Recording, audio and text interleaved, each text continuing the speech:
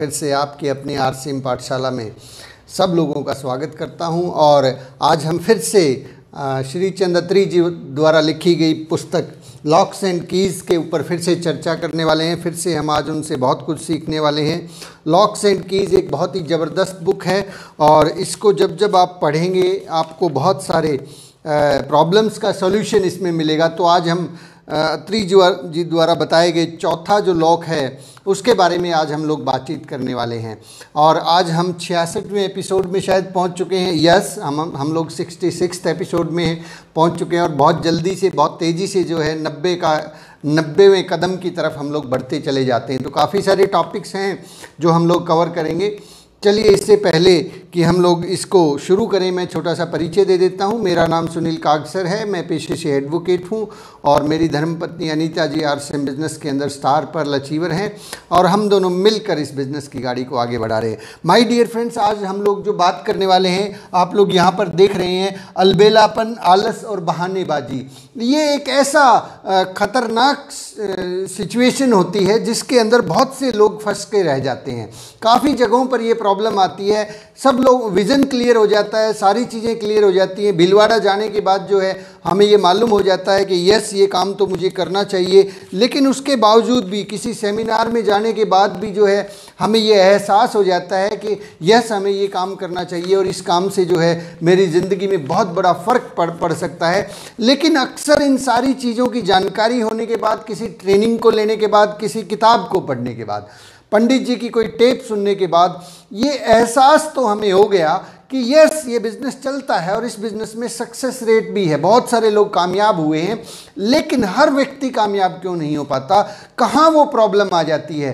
Problems जहाँ पे आती है उनके बारे में आज हम बात करने वाले हैं, क्योंकि हम जैसे जैसे आगे बढ़ते चले जाते हैं तो हमारे सामने कुछ न कुछ कठिनाइयाँ आती हैं और उनका समय रहते अगर हमने निदान कर लिया, समय रहते हमने उनको सॉल्यूशन कर लिया, तो बहुत बड़ा जो है ना मुकाम हम हासिल कर सकते हैं। दोस्तों, याद रखिएगा कि किसी भी इंडस्ट्री में टॉप अचीवर वही लोग हुए हैं, टॉप पर वही लोग पहुंचे हैं जिन्होंने अपने काम को टॉप प्रायोरिटी पे रखा है। टॉप पर कौन लोग पहुंचे हैं? जिन्होंने अपने काम को टॉप प्रायोरिटी पे रखा है, अपने काम को। यानी कि आरसीएम बिजनेस के अंदर यदि हम टॉप पर जाना चाहते हैं, हम चाहते हैं कि इस बिजनेस के अंदर हमें टॉप का लेवल हासिल हो, हम अपने कॉलोनी में, गांव में, मोहल्ले में सबसे बड़ी पिन पर जाएं, अपने शहर में सबसे बड़ी पिन हम हासिल करें और जो है सबसे जल्दी हम अचीवर बने, सबसे जल्दी हमारा एमराल्ड हो, सबसे जल्दी हम लोग डायमंड बने। यदि हम इस बिज़नेस के टॉप पर पहुंचना चाहते हैं तो हमें इस बिज़नेस को टॉप प्रायोरिटी देनी ही होगी।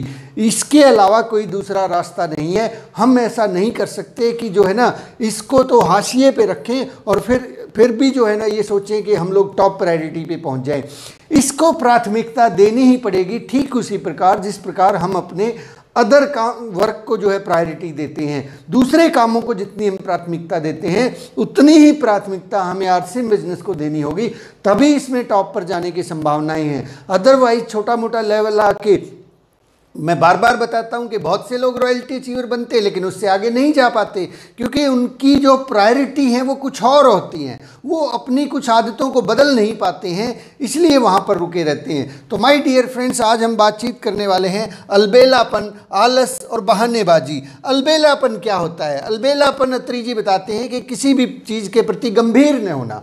यानी कि आरसीएम बिजनेस तो ज्वाइन कर लिया लेकिन इसके प्रति गंभीर अगर नहीं है, हम लोग सीरियस नहीं है, इस बिजनेस को बिजनेस नहीं मानते, इस बिजनेस को केवल फॉर्म भरने का या फिर लोगों को ज्वाइन करने का, इस तरीके से अगर हमने इसको मान लिया तो ये अलबेलापन है। हर बात को मजाक में लेना, बहुत बार जो है हमारी आदत होती है हर बात को मजाक में लेना, मजाक करते रहना। जैसे कि किताब पढ़ने के लिए बोला गया अपलाइन के द्वारा कि ये बुक पढ़नी है, मजाक में ले लिया। सर, किताब पढ़ने से क्या होता है? मतलब आपने बोला नहीं लेकिन मन ही मन में ये होता है कि किताब पढ़ने से क्या होता है। कोई ट्रेनिंग आ गई, उस ट्रेनिंग के अंदर जो है सीनियर अपलाइंस ने कहा कि ये ट्रेनिंग हमें अटेंड करनी चाहिए, हमारे लिए ज़रूरी है, और हम उसको मजाक में ले लेते हैं। सर, कितनी ट्रेनिंग हो ली और कितनी अटेंड कराएंगे? मतलब अलबेलापन के मजाक में लेना, अपनी टीम के साथ मजाक में बातें करना, लोगों के साथ जो है मजाक करना, वो मजाक जो बिजनेस से रिलेटेड नहीं है उस तरीके से व्यवहार करना। हम बहुत बार इस तरह की चूक करते चले जाते हैं। हमारे पास टीम होती है, हमारे पास डाउनलाइन होती है, अपलाइन होती है, वहाँ जो मर्यादाएं होती हैं उन मर्यादाओं को लांघ कर जो है हम हल्के फुल्के तौर पर काम करना शुरू कर देते हैं। हम बहुत हल्के तौर पर जो है ना हल्के शब्दों का इस्तेमाल करना शुरू कर देते हैं और इसी की वजह से जो है हमारे बिजनेस के अंदर प्रॉब्लम आती है। मस्त में रहना, कुछ लोग कहते हैं सर अपन तो मस्त हैं, हो जाएगा, जब लेवल आएगा आ जाएगा, क्या जल्दी है सर, अभी पूरी ज़िंदगी पड़ी है, अभी इस महीने रॉयल्टी नहीं हुई, क्या फ़र्क पड़ता है सर, अगले महीने कर लेंगे सर, और अगले महीने कर लेंगे सर, अगले साल हो जाएगी सर, क्या दिक्कत है जी, अपने घर पे सारी चीज़ें ठीक है जी, क्या टेंशन है जी अपने को, अपने पास जो है 6 किले ज़मीन है जी, घरवाली नौकरी पे लगी हुई है जी, सर क्या ज़रूरत है, हो जाएगा सर, क्यों चिंता कर रहे हो, आप भी बैठो चाय पियो, चलो जो है ना जूस पी के आते हैं। ये अलबेलापन है साहब। इस तरह का अलबेलापन अगर हम दिखाते हैं तो माय डियर फ्रेंड्स ये बिज़नेस बहुत जल्दी हमें बाहर कर देगा, आउट कर देगा। अलबेलापन जो है ये एक और चीज़ बताई अत्री जी ने कि चीज़ों को नज़रअंदाज करना, नज़रअंदाज करने की हमारी आदत होती है। कई ऐसी चीज़ें होती हैं जिनको हम नज़रअंदाज करते हैं। जैसे कि कल के टॉपिक में हमने बात की कि अगर हमें इस बिज़नेस के टॉप लेवल पे पहुंचना है, अगर हमें आगे बढ़ना है तो हमें क्या करना पड़ेगा, हमें सबसे पहले प्रोडक्ट से शुरुआत करनी पड़ेगी। अब इस प्रोडक्ट से शुरुआत करनी है, प्रोडक्ट की नॉलेज लेनी है, प्रोडक्ट की एक्सपर्टीज हासिल करनी है, फिर जो है प्लान के अंदर, फिर मीटिंग के अंदर, और ऐसे 7 चीज़ें हमने कल डिस्कस की थी, उन चीज़ों को नज़रअंदाज करना। सर अभी क्या जल्दी है, अगले महीने सीख लेंगे और अगले महीने सीख लेंगे। मतलब वो ज़रूरी काम जो हमारे लिए इस बिज़नेस में सबसे महत्वपूर्ण है, उन कामों को नज़रअंदाज करना अलबेलापन है। और जो आदमी नज़रअंदाज करता है, अलबेलापन दिखाता है, उस आदमी की इस बिज़नेस के अंदर कोई जगह नहीं है। वो कुछ समय के लिए तो टिक सकता है, कुछ समय के लिए तो इस बिज़नेस में काम कर सकता है, लेकिन लंबे समय तक वही लोग पहुंचेंगे जो इस बिज़नेस को टॉप प्रायोरिटी देंगे, सीरियसनेस के साथ करेंगे और लगातार करते रहेंगे। नेक्स्ट जो है आलस। आलस क्या होता है? आलस काम से बचना। हम कोई काम हमें बताया, अपलाइन ने कहा कि आपको जो है ना रोज़ाना 5 प्लान दिखाने हैं। आलस आ गया, सर क्या करें, आज तो लस्सी ज़्यादा पी ली थी और 2 घंटे के लिए मैं सो गया, आज तो बारिश आ गई थी, मैं कल प्लान दिखा के आता हूँ। मन में आपको पता है कि 5 गुना 25 फार्मूला है, हमें 5 गुना 25 के ऊपर काम करना है, ये सबको पता है। जो लोग इस ट्रेनिंग में आ चुके हैं हर आदमी को मालूम है कि 5 गुना 25 क्या है। 5 प्लान दिखाने हैं हर रोज और 25 फ़ोन कॉल्स करनी है। लेकिन आलस, आज तो जो है ना, कल मैं 5 की बजाय जो है ना, ये जो संडे आने वाला, इस संडे को तो जो 5 नहीं, मैं तो 25 प्लान दिखा दूंगा और कॉल तो बस कल जो है 100 कॉल कर दूंगा। और जैसे ही टारगेट आता है, महीना शुरू होता है, काउंसलिंग करवाने की बात आती है कि काउंसलिंग, आज क्या जल्दी है, 1 ही तारीख तो ये, अभी तो 30 दिन पड़े हैं, कर लेंगे, अपलाइन से बात हो जाएगी, क्या फ़र्क पड़ता है, 2 दिन बाद कर लेंगे। हैं, फ़ोन कॉल, किसी आदमी को पता है कि फ़ोन कॉल करना है, फॉलोअप लेना है, अरे कहाँ भागा जा रहा है, वहीं बैठा मिलेगा, कहीं नहीं जाने वाला है, कल मिलाऊंगा मैं।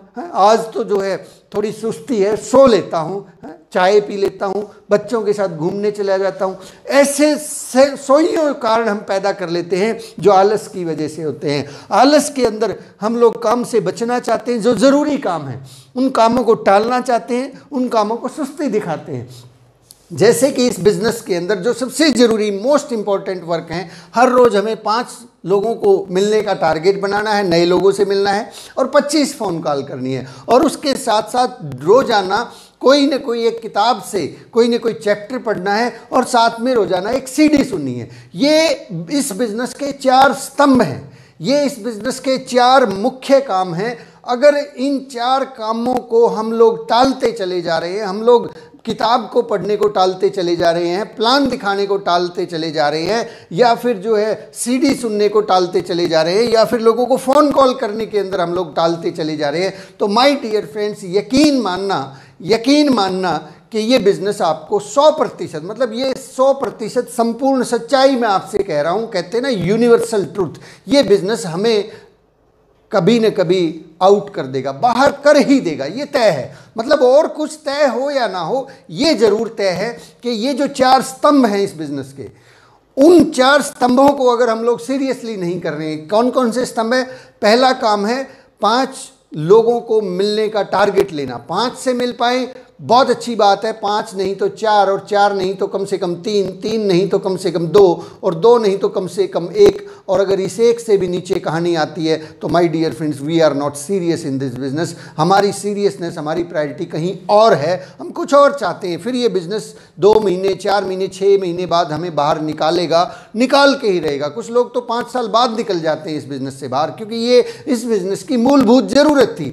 सेकंड, रोजाना 25 फोन कॉल करना। ये फोन कॉल करने वाला जो फंडा है ना, लोगों को रीपरचेज के लिए प्रेरित करना, ये फंडा, ये बात सालों सालों तक समझ में नहीं आती। ये लगता है कि ये काम तो उन लोगों का है जिसने इसको ज्वाइन करवाया, वो करेगा कॉल, मैं क्यों करूंगा? या अपलाइन करेगी कॉल। ऑफलाइन मतलब कॉल करना तो ऐसे लगता है कि दुनिया का सबसे कठिन काम है। और अगर हम कॉल नहीं कर रहे हैं, रीपरचेज के लिए फोकस नहीं कर रहे हैं, अपनी टीम को फॉलो अप नहीं कर रहे हैं, माय डियर फ्रेंड्स, कितनी मर्जी बड़ी हम टीम बना लें, कितना मर्जी हम काम कर लें, कितने मर्जी धुरंधर हमारी टीम में आ जाएं, हमारा इस बिजनेस से बाहर निकलना तय है। नेक्स्ट है हर रोज आधा घंटा किताब पढ़ना। ये बुक्स अगर हम नहीं पढ़ रहे हैं तो माय डियर फ्रेंड्स, एक नेटवर्क मार्केटिंग की कोटेशन है, मैं आपसे शेयर करता हूँ। नेटवर्क मार्केटिंग में ये कहा जाता है कि आपको ये मानना पड़ेगा कि आपके मुंह से हमेशा बदबू आती है। क्या बोल रहा हूँ? ये बड़ी सीरियस बात है लेकिन हकीकत है।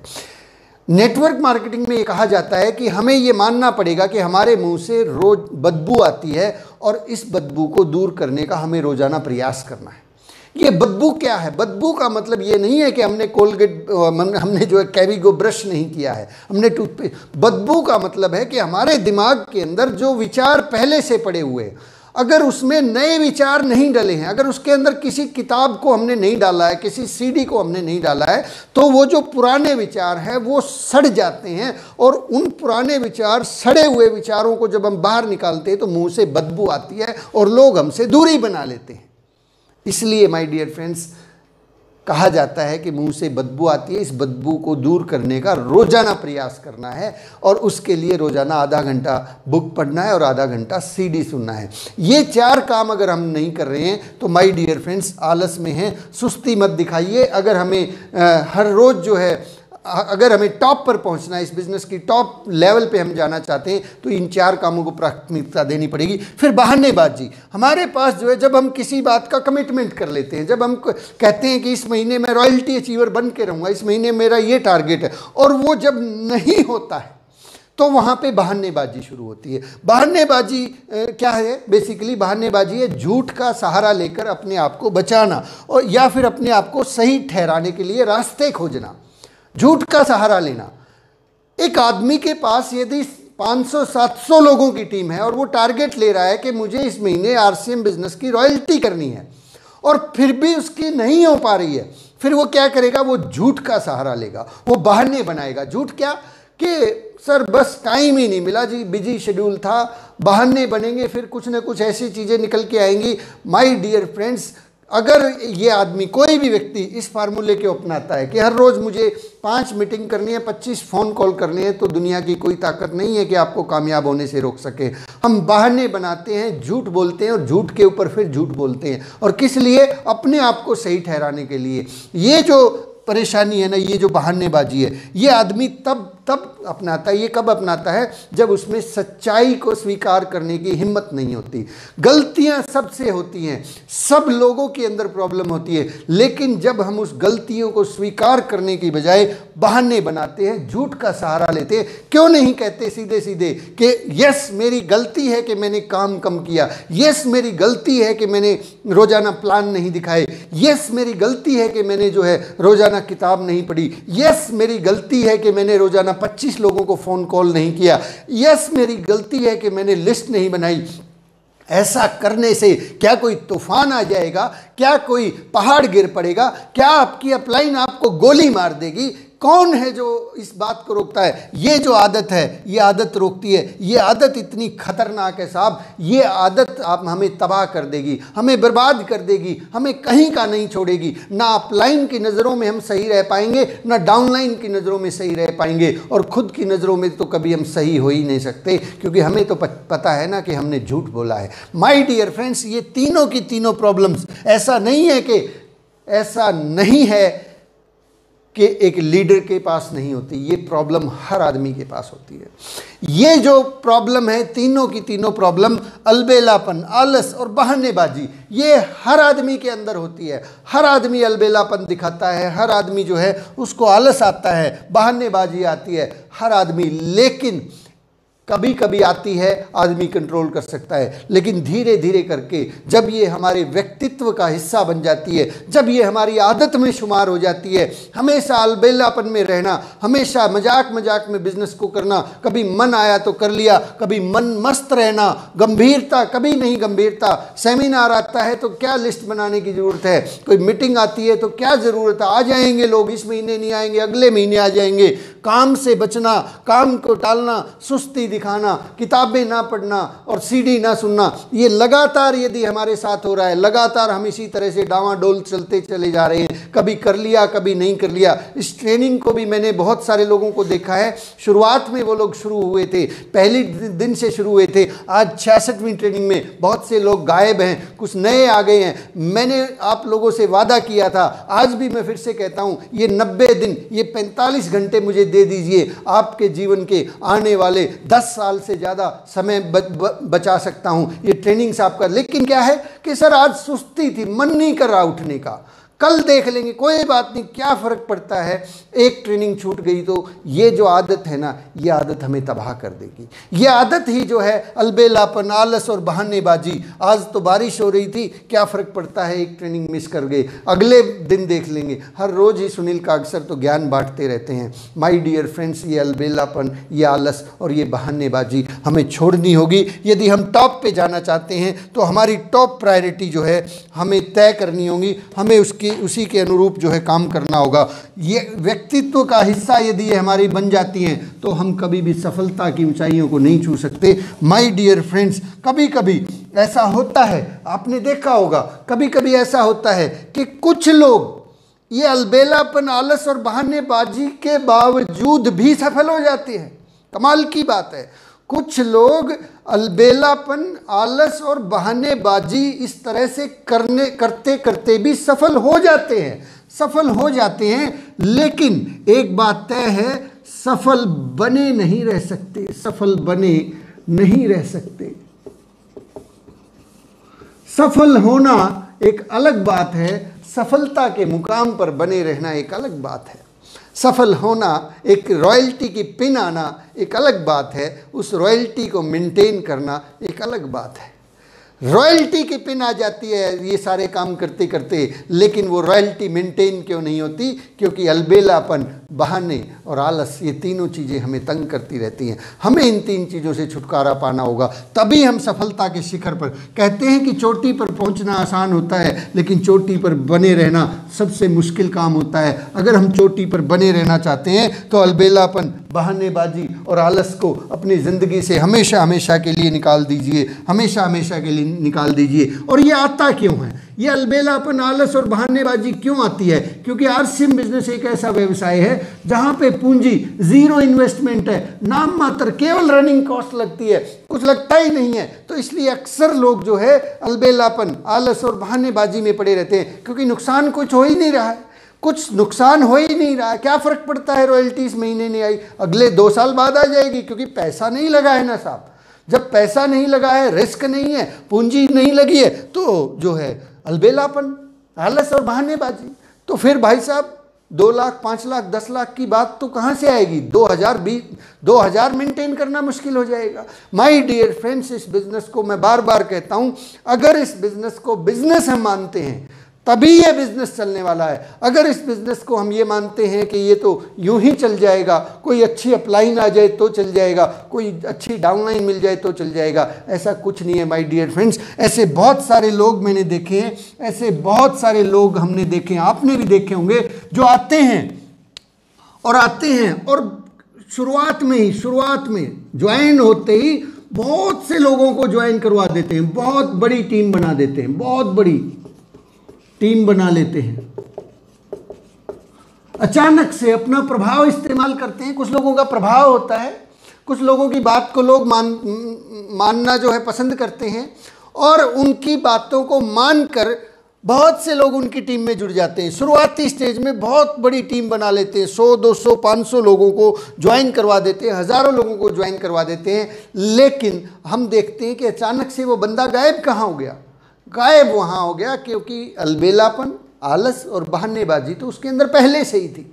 और वो जो 4 काम करने थे जो मोस्ट इम्पॉर्टेंट थे, रोज़ 5 लोगों को प्लान दिखाना, 25 लोगों को फ़ोन कॉल करना, बुक पढ़ना और सीडी सुनना, ये 4 काम जो है उसने उसको नज़रअंदाज कर दिया। अपलाइन ने कहा कि ट्रेनिंग्स आपको लेनी चाहिए ताकि आपका बिजनेस सस्टेन हो, नज़रअंदाज कर दिया कि मेरे पास तो, मैं तो धुरंधर हो गया, मैंने तो गजब टीम बना दी, मैं तो अपलाइन को भी पीछे छोड़ दूंगा।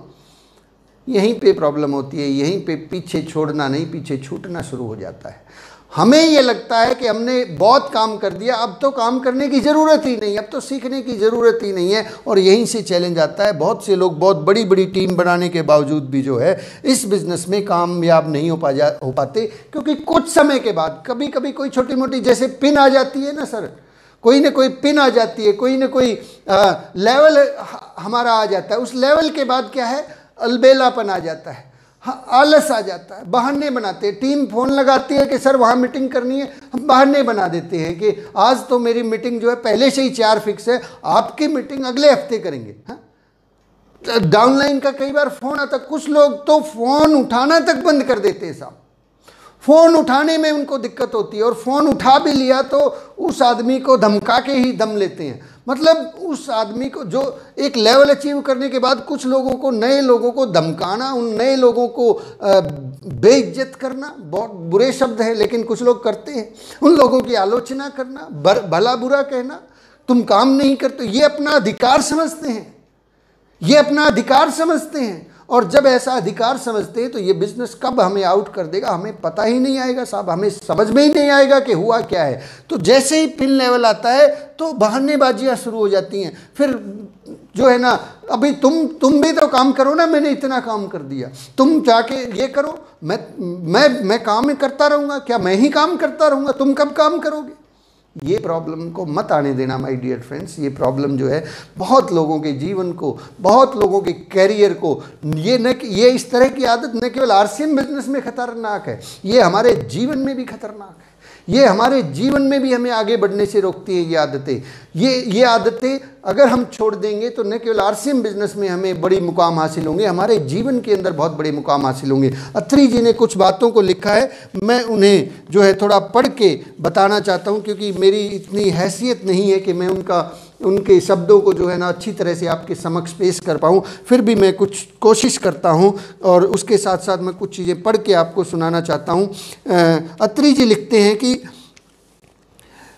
इस व्यवसाय को करने के लिए कोई बहुत बड़ी पूंजी की आवश्यकता नहीं होती है। अपनी ज़रूरत का सामान खरीदकर हम बिजनेस की शुरुआत करते हैं। नेटवर्क मार्केटिंग का सबसे कमज़ोर पहलू यही है, और शायद इसी वजह से बहुत से लोग इसके प्रति सीरियस ना होकर अलबेलापन, आलस और बहानेबाजी की आदत का शिकार होते हैं। हर व्यक्ति के पास एक सामाजिक दायरा होता है। इस बिज़नेस के परिणामों को देखकर कुछ लोगों को इस बिज़नेस में जोड़ भी देते हैं।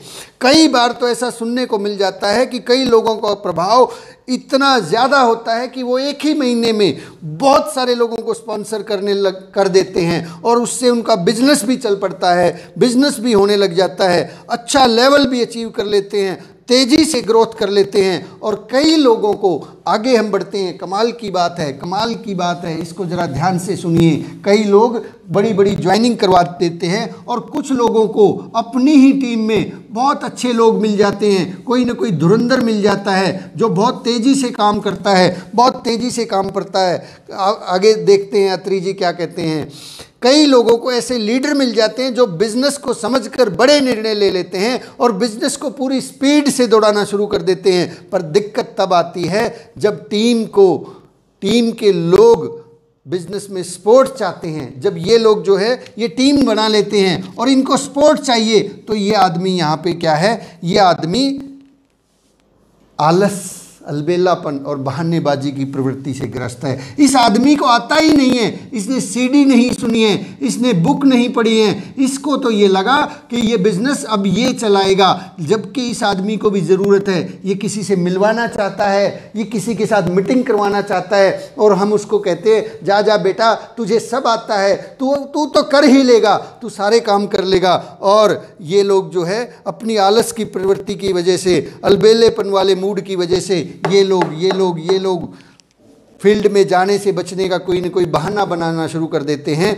हो सकता है शुरू में ये लोग जो है इस बात को समझें कि कोई बात नहीं, हमारी अपलाइन हो सकता है बहुत बिजी रही होगी, लेकिन धीरे धीरे करके उनको पता लगना शुरू हो जाता है कि ये कितना बिजी है, इसको कितना आता है, और जैसे ही ये पता लगता है उन लोगों का सम्मान हमारे प्रति कम होना शुरू हो जाता है, और अब वो जो है हमारी अच्छाइयों की बजाय हमारी आदतों की चर्चा करना शुरू कर देते हैं कि ये आदमी ये करता है, वो करता है, किताब में नहीं पढ़ता है, ये मैंने मीटिंग में बुलाया था ये नहीं आया, मीटिंग रखी थी उस टाइम भी लेट आया, और इस तरीके से जो है ना पूरा का पूरा खेल खराब हो जाता है। माय डियर फ्रेंड्स, ऐसा नहीं है कि हमारी टीम में बहुत अच्छे लोग नहीं आते हैं, मैं कहता हूँ हमसे बेहतर, हमसे ज़्यादा, हमसे बहुत बढ़िया काम करने वाले लोग आते हैं, लेकिन पंडित जी कहते हैं कि वो हमारी कुपात्रता के चलते हम इस बिजनेस को छोड़ के चले जाते हैं। अब ये जो सिचुएशन है बहुत बड़े पैमाने पर होने वाली है। अब जो ये सिचुएशन है, क्योंकि अब कल मैंने एक न्यूज़ पढ़ी द ट्रिब्यून के अंदर, उस ट्रिब्यून के अंदर न्यूज़ में ये लिखा था कि आज के युवा को अगर कोई इंडस्ट्री रोज़गार दे सकती है, रोज़गार दे रही है, वो है डायरेक्ट सेलिंग इंडस्ट्री। अब इस डायरेक्ट सेलिंग इंडस्ट्री में ये तय है कि बहुत से मजबूत लोग एंट्री लेंगे, इस बिजनेस में काम करना चाहेंगे, लेकिन यहाँ जो व्यक्ति बैठा है, इस आदमी के अलबेलापन, आलस और बहानेबाजी की वजह से बहुत से लोगों का शहीद होना तय है। बहुत से लोग फिर से इस बिज़नेस को करेंगे, फिर से नेगेटिव होंगे और हमेशा के लिए फिर लगातार बुराइयां करते चले जाएंगे। हम लोगों का कसूर निकालते चले जाते हैं कि लोग नहीं मानते हैं, लोग इसके बारे में नेगेटिव बात करते हैं, लोग जो है इस बिज़नेस को समझना नहीं चाहते। माय डियर फ्रेंड्स, ज़रा खुद में झांक के देख लीजिएगा, कसूर किसका है? कसूर हमारा है। हम लोगों ने इस बिज़नेस को हमेशा बहानेबाजी के साथ किया, टाल मटोल के साथ किया, जो सही नियम थे उनको नज़रअंदाज किया। अपलाइन ने हमेशा कहा किताबें पढ़िए, हमने नहीं पढ़ी। अपलाइन ने हमेशा कहा हर रोज़ सीडी सुनिए, हमने नहीं सुनी। अपलाइन ने हमेशा कहा सेमिनार की तैयारियां कीजिए, 100, 200, 500 लोगों को बुलवाइए, हमने नहीं बुलाया। अपलाइन ने कहा कि हर रोज़ फ़ोन कॉल कीजिए, 25 फ़ोन कॉल कीजिए ताकि लोग जो है रीपरचेज करें, रीपरचेज के लिए प्रेरित कीजिए, हमने नहीं किए। हर रोज़ प्लान दिखाइए, नहीं दिखाए हमने। ढंग से बात कीजिए, लोक व्यवहार के नियमों का पालन कीजिए, नहीं किया हमने। आलोचना मत कीजिए, हमने बंद नहीं की आलोचना। अगर ये सारे काम हमने नहीं किए तो माय डियर फ्रेंड्स, फिर लोगों से क्या उम्मीद की जा सकती है कि लोग जो है इस बिज़नेस में क्या करेंगे? ये सारी की सारी कहानी हमसे शुरू होती है। आज इस ट्रेनिंग को अभी 69 लोग देख रहे हैं, शाम तक इस ट्रेनिंग को 250 से 300 लोग देख लेंगे। मैं इस बात को पूरी गारंटी से, पूरे विश्वास के साथ कह सकता हूँ, पूरे 100% नहीं 1000% विश्वास के साथ कह सकता हूँ, यदि इस वीडियो को देखने वाले केवल मात्र 300 लोगों ने, शाम तक 300 लोग इस वीडियो को देख चुके होंगे, 300 लोगों ने भी ये चार काम करना शुरू कर दिया, सीरियसली इन कामों को करना शुरू कर दिया, 5 गुना 25 को फॉलो करना शुरू कर दिया, 5 लोगों को प्लान दिखाने की आदत डाल ली, 25 लोगों को फ़ोन कॉल करना, आधे घंटे 30 मिनट तक सीडी सुनी, हर रोज़ सीडी सुनी, चाहे पाठशाला को सुनिए या किसी को भी सुनिए। इसके अलावा 30 मिनट तक रोज़ाना बुक पढ़ी। तो माय डियर फ्रेंड्स, मैं ये दावा कर सकता हूँ कि 2025 के अंदर, हिंदुस्तान के अंदर यदि कोई सबसे बड़ी ताकत होगी, हिंदुस्तान अगर दोबारा से सोने की चिड़िया बनेगा तो उसके अंदर सबसे पहला नाम आएगा आरसीएम बिजनेस का। आरसीएम वो ताकत नहीं, आरसीएम वो महाशक्ति हो जाएगा, आरसीएम वो पावर हो जाएगा, केवल मात्र आप लोगों की वजह से। किसी और का इंतज़ार मत कीजिएगा, साहब के कोई और कर लेगा, किसी और को ये वीडियो दिखा देता हूँ, कोई और सीरियस हो जाएगा, मेरा काम चल जाएगा। इस काम को हम लोगों ने करना है। अभी जो लोग यहाँ पर बैठ के सुन रहे हैं, हम लोगों ने करना है। अगर हमने भी इस काम को कर दिया, माय डियर फ्रेंड्स, तूफान पैदा हो जाएगा, भूचाल आ जाएगा। आरसीएम बिजनेस का डंका जो है न केवल हिंदुस्तान के अंदर, पूरी दुनिया के अंदर मच जाएगा। केवल और केवल यहाँ बैठे हुए मुझे सुनने वाले लोगों से मैं उम्मीद करूँगा कि हम लोग आज से, अभी से जो है ना, इस बिजनेस को सीरियसली लेंगे, इस बिजनेस के नियमों का पालन करेंगे, इस बिजनेस के अंदर जो भी चीज़ें हमें बताई जाती हैं, जो सिस्टम हमें कहता है, उसको 100% फॉलो करेंगे। ना कभी आलस करेंगे, ना बहाने बनाएंगे और ना कभी अलबेलापन दिखाएंगे, हमेशा काम करते रहेंगे। माय डियर फ्रेंड्स, इस बिजनेस के अंदर अत्री जी कहते हैं कि इस बिजनेस के अंदर वही लोग कामयाब होते हैं जो चुस्त दुरुस्त, जोशीले, कर्मठ लोग होते हैं, जुनूनी लोग होते हैं, जिद्दी लोग होते हैं, वही लोग इतिहास रचते हैं। आरसीएम बिजनेस नेटवर्क मार्केटिंग आपको मौका दे रही है माय डियर फ्रेंड्स कि आप भी इतिहास रचें, आपका नाम इतिहास के पन्नों में दर्ज हो, आपकी कहानियां लोग सुनाएं, उन कहानियों को आने वाली पीढ़ियां पढ़ें कि देखिए इसके जैसा बनना है, ये मौका हमें मिला है। बस हमें आलस, अलबेलापन और बहानेबाजी से बच के रहना है। ये आता है, सब में आता है, लेकिन इस आदत को छोड़ना पड़ेगा, धीरे धीरे करके इसको कंट्रोल करना पड़ेगा। माय डियर फ्रेंड्स, आज की बातचीत को हम यहीं पे विराम देते हैं। कल फिर से हम श्री चंद अत्री जी की किताब से और बहुत सारा सीखने की कोशिश करेंगे। मैं बहुत सारी बातें नहीं शेयर कर पाता, इस किताब को ज़रूर मंगवा लीजिएगा, इसको पढ़िएगा। ये ग्रंथ है, ये महाग्रंथ है साहब, इसने मेरी आंखें खोल दी हैं, इसने इस दुनिया के अंदर बहुत बड़ा काम करना है। इस बुक को ज़्यादा से ज़्यादा मैक्सिमम बार बार पढ़िए। ये बुक हमें इस बिज़नेस की बहुत सारे ऐसे तालों को खोलने की चाबी देगी जो आज तक हमें मालूम ही नहीं था।